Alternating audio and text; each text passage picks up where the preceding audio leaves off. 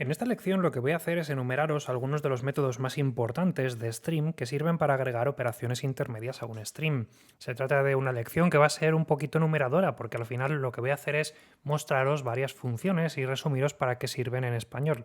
Si queréis identificar más, mi consejo es que os miréis la documentación de la clase stream y busquéis aquellos métodos que devuelvan un objeto de tipo stream, porque eso significa que van a ser los intermedios. El primero de los métodos que os voy a presentar realmente va a ser un par, que es el par skip_limit. Este par de funciones se puede utilizar para saltarse algunos elementos en función del número que queramos que se salte, o bien para contar únicamente un número de elementos en función del valor que le digamos. Vamos a resumir en qué consiste esto. Aquí tengo este stream que está hecho a partir de esta lista que tiene continentes, y ahora mismo tengo puesto un for each que lo que hace es imprimir cada uno de esos continentes. Aquí los estamos viendo. Bueno, pues mediante la función skip lo que puedo hacer es pedirle que se salte los primeros n elementos de ese stream. Es decir, que si yo le paso un parámetro, ese parámetro va a ser un número con el número de elementos que queremos que se salte. Lo que significa que si le digo 3, los 3 primeros elementos no pasarán por la tubería, pero a partir del cuarto sí que pasará. Los 3 primeros o los n primeros los descartará silenciosamente. En este caso, por ejemplo, como le digo 3, lo que va a ocurrir es que estos 3 primeros no van a ser incluidos, así que veremos únicamente América, Oceanía, África y Antártida. Vamos a ejecutar y lo podemos comprobar. Los 3 primeros se los ha comido. Bueno, de hecho aquí pone América porque he metido América 2 veces porque antes estaba ensayando una cosa, pero si ahora lo omito, pues este tampoco va a volver, ¿vale? Oceanía, África, Antártida porque son estos de aquí. En el caso de limit, por ejemplo, si yo le llamo a limit, lo que voy a hacer es decirle que como mucho me devuelva los primeros n elementos, es decir, que la salida de limit será un string que no tendrá más del número de parámetro que le digamos aquí. Así que si le digo limit 4, lo que hará es devolverme los 4 primeros elementos sin tener en cuenta lo que venga después. En este caso, por ejemplo, me devuelve hasta Oceanía y como ya tiene 4 no vuelve a devolver ni África ni Antártida, que se los va a comer. Otra función interesante es la pick, y la he dejado después porque lo que quiero utilizar para lo que quiero usar esta función es para contaros también cómo los streams son lazy, es decir, no computan hasta que no realmente haga falta. Y eso es positivo porque significa que cuando nos saltemos elementos, como por ejemplo ocurre con limit, no se van a ejecutar computaciones adicionales que no vayan a ser útiles, y eso es algo bastante positivo para ahorrar tiempos de CPU. Por ejemplo, en este caso, yo he puesto un for each al final de mi stream, lo que significa que for each va a ejecutar un código por cada elemento que le entre. La realidad es que en los streams, hasta que no le ponemos un método terminal, como por ejemplo for each, no va a empezar a procesarse. Es decir, si yo lo dejo así, no se va a hacer nada, porque como no hay nada que hacer con ello, este stream realmente nunca se va a consumir. En el momento en el que pongo un for each, la computación se va a hacer desde el final hasta el principio, lo que significa que este for each empezará a tirar de limit, que empezará a tirar de stream, o si tenemos cosas entre medias, empezará a tirar hacia arriba de una función hacia atrás. ¿Y eso por qué os lo estoy contando? Porque es justo algo que podemos verificar muy bien mediante la función pick. Esta función acepta un consumidor, es decir, una función que va a recibir como parámetro cada elemento del string que le entre y que va a hacer algo en particular en función de lo que diga ese consumidor que le pasemos. Pick, sin embargo, va a devolver exactamente el mismo string que le entra. Es decir, que Pick es simplemente un inspector. Si yo pongo una pieza de código, por ejemplo, le paso a un consumidor que para cada continente lo que hace es imprimir mediante un println la cadena de caracteres país y el nombre del país, lo que va a hacer es que para cada elemento que le entre escribirá esa línea de código y luego continuará el stream como si no estuviese ahí. Así que es una función que usaremos cuando queramos depurar algo. ¿Por qué os he contado esto también sobre todo? Porque quiero que veáis que si yo ejecuto este código, se escribe país América, país Europa, país Asia, país Oceanía, porque para cada uno de esos países que hay dentro del stream se va a ejecutar, pero sin embargo continúa devolviendo lo mismo como si no estuviese y por eso continuamos viendo los nombres de los países. Sin embargo, fijaos que solo se escribe 4 veces país, a pesar de que técnicamente hablando ese pick está antes del limit. ¿Por qué no se hace un print en el pick de África y de Antártida? Pues porque como limit realmente solo pide 4, cuando ya ha devuelto 4 no sigue tirando del hilo, por lo tanto no es necesario que le proporcione el stream más elementos, simplemente se interrumpe la computación y ya termina el for each.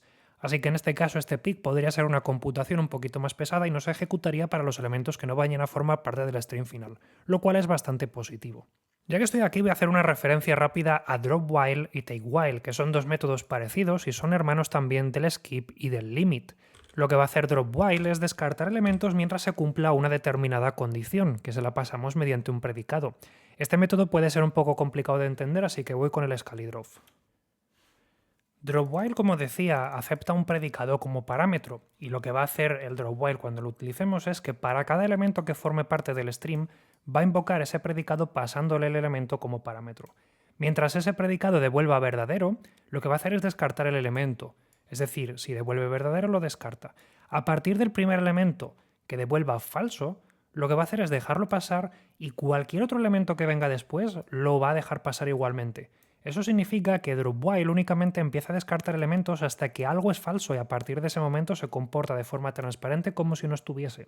Y una consecuencia muy importante de esto es que el stream debería estar ordenado, ¿vale? Porque si el stream estuviese desordenado, por ejemplo, en este caso, si yo le dijese descártame aquellos que empiezan por la A, como lo haga mediante un predicado, por ejemplo, si le digo str starts with A, lo que va a ocurrir es que me va a saltar América porque empieza por A, pero sin embargo, luego me va a devolver Asia y me va a devolver Europa también, porque sí, se ha saltado hasta América porque empieza por la A, pero claro, Asia, como ya ha hecho el descarte porque ha devuelto el primer Europa, pues se va a incluir realmente. En cambio, si estuviese ordenado, pues no lo hubiese hecho así, sino que lo hubiese hecho de una forma conveniente, que es precisamente para lo que vale el método sorted. El método sorted sirve para ordenar un stream, y eso significa que si ponemos sorted, lo que va a hacer es consumir todo el stream para poder ordenarlo. Repito, consumir todo el stream. Tened en cuenta que para que se ordene es necesario que esté todo, así que si el stream es infinito, posiblemente este método reviente.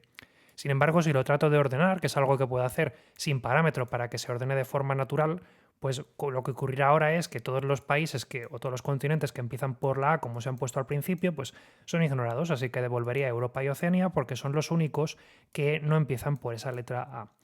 De una forma parecida, por cierto, funcionaría takewhile, solo que al revés. Lo que hará takewhile será pues que mientras esto devuelva true, seguirá tomando elementos. En el momento en el que devuelva false, dejará de devolver elementos y por lo tanto dejará de ejecutarse ese predicado y también dejará de tomarse elementos del stream. Y de nuevo tiene que estar ordenado porque si no, pues corre el riesgo de que no se comporte de forma determinista.